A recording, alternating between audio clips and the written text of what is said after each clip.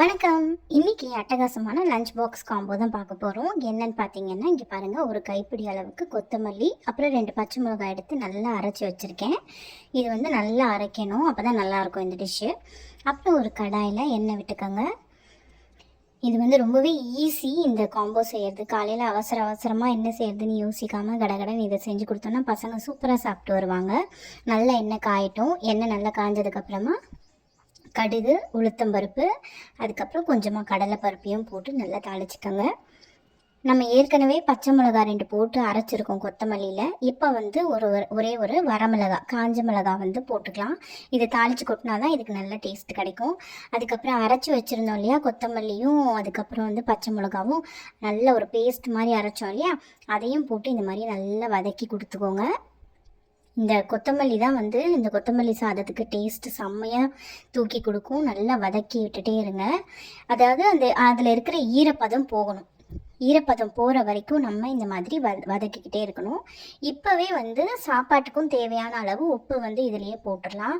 அப்போ தான் வந்து சாதத்தோடு சேர்ந்து உப்பு வந்து உரைக்கும். இந்த மாதிரி நல்லா வதக்கி கொடுத்துக்கோங்க. அப்போ வந்து சாப்பாடு போட்டு கலரும்போது உப்பு வந்து அங்கங்கே இல்லாமல் இருக்கும். அதாவது ஒன்று போல் சேர்ந்து வரும் சாப்பாடும். ஸோ இப்போ வந்து கொத்தமல்லியில் இருக்கிற ஈரப்பதம் எல்லாம் போயிடுச்சு. நான் வந்து சாதத்தை நல்லா உதிரியாக பண்ணி சாப்பாடு பண்ணி வச்சுருக்கிறேன். அதை வந்து இதில் போட்டுருங்க. நல்லா சாதம் வடிக்கிறீங்களோ இல்லைன்னா குக்கரில் வச்சாலும் சரி, சாதம் போட்டு நல்லா கலந்துருங்க. இப்போ வந்து அது கூடவே வச்சு சாப்பிட்றதுக்கு அட்டகாசமான கருணக்கிழங்கு வறுவல் பார்க்கலாம். சேனக்கிழங்குன்னு சொல்லுவாங்க. அதை வந்து டைமண்டாக கட் பண்ணி நான் ஒரே ஒரு வாட்டி வேக வச்சுருக்கிறேன். இன்றைக்கி நான் போட்டிருக்கிற மசாலா வந்து நான் வீட்டில் இருக்கிற குழம்பு மிளகாத்தூள் தான் வச்சுருக்கேன், குழம்பு பொடி. அது கூடவே வந்து உப்பும் போட்டுக்கோங்க. குழம்பு தூள் போட்டு செஞ்சோம் அப்படின்னா ரொம்பவே நல்லாயிருக்கும் இந்த வறுவல்.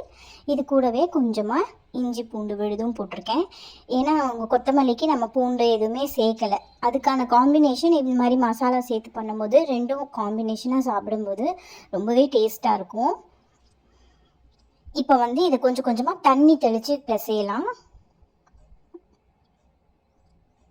நான் வந்து எந்த பதத்தில் இருக்கணும்னு காமிக்கிறேன். ஒரே கையில் வீடியோ பிடிக்கிறதுனால உங்களுக்கு ஒன்றும் ஒழுங்காக காமிக்க முடியல. இப்போ பாருங்கள், கொஞ்சம் கொஞ்சமாக தண்ணி சேர்த்து நம்ம கலந்துக்கலாம். இதில் லேசாக உங்களுக்கு தேவை ஒரு ஸ்பூன்லேருந்து 1.5 ஸ்பூன் அளவுக்கு தண்ணி சேர்த்துக்கலாம்.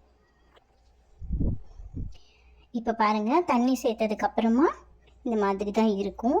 அதுக்கப்புறமா நம்ம வந்து ஒரே கொஞ்சமாக வேக வச்சுக்கணும். முழுசாக வேகக்கூடாது. கருணக்கிழங்கு முழுசாக வெந்துருச்சுன்னா கொல கொலன்னு ஆயிரும். இங்கே பாருங்கள், மஞ்சத்தூள் போட்டு வேக வச்சுருந்தேன். அதை வந்து இந்த மசாலாவோட பெரட்டி வச்சுக்கலாம். மசாலா வந்து அந்த கருணக்கிழங்குல எல்லாத்துலேயுமே ஈவனாக அப்ளை பண்ணி விட்டுருங்க. ஒன்று போல் தடவி விட்டுருங்க. கையில் வச்சே தடவலாம். இங்கே பாருங்கள், கொஞ்சம் ஒரு 10 நிமிஷம் வந்து இந்த கருணக்கிழங்கு ஊறட்டும்.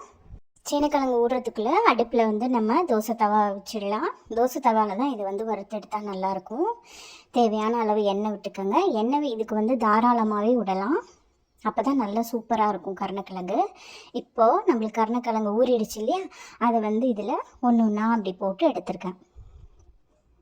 இது ரொம்பவே ஈஸியான ரெசிப்பிங்க. பார்க்குறதுக்கு தான் இப்படி இருக்கும். நீங்கள் முன்னாடியே காய் இந்த மாதிரி பாக்ஸாக கட் பண்ணி வச்சுட்டீங்க அப்படின்னா ரொம்பவே ஈஸியாக காலையில் செஞ்சிடலாம். அவசரமாக பண்ணணும்னு அவசியம் இல்லை. இங்கே பாருங்கள், எவ்வளோ சூப்பராக பொன்னிறமாக வந்துருச்சு. இப்போ வாங்க எப்படி டப்பா கட்டினேன்னு பார்க்கலாம். இன்றைக்கான லஞ்ச் என்னென்னு தயிர் சாதம், அப்புறமா கொஞ்சமாக ஊறுகாய், அதுக்கப்புறம் இப்போ நம்ம வறுத்தோம் இல்லையா கருணக்கிழங்கு ரோஸ்ட்டு, அது வச்சுருக்கேன். சேனக்கிழங்குன்னு சொல்கிறாங்க, கருணக்கிழங்குன்னு சொல்கிறாங்க. அந்த ரோஸ்ட்டு வச்சுருக்கேன். இது நிஜமாகவே கொத்தமல்லி சாதத்தோடு சாப்பிட்டிங்கன்னா ரொம்பவே அட்டகாசமாக இருக்கும். இப்போ வந்து நம்ம செஞ்சு வச்ச கொத்தமல்லி சாதம். ஸோ இதுதான் என்னுடைய லஞ்ச் பாக்ஸ். இன்றைக்கி பசங்களுக்கு கொடுத்தது கொத்தமல்லி சாதம், தயிர் சாதம், சேனக்கிழங்கு ஃப்ரை, சீனி கிழங்கு, சக்கரவள்ளி கிழங்கு ரோஸ்ட்டு போட்டு இன்றைக்கான சமையலை முடிச்சிட்டேன்.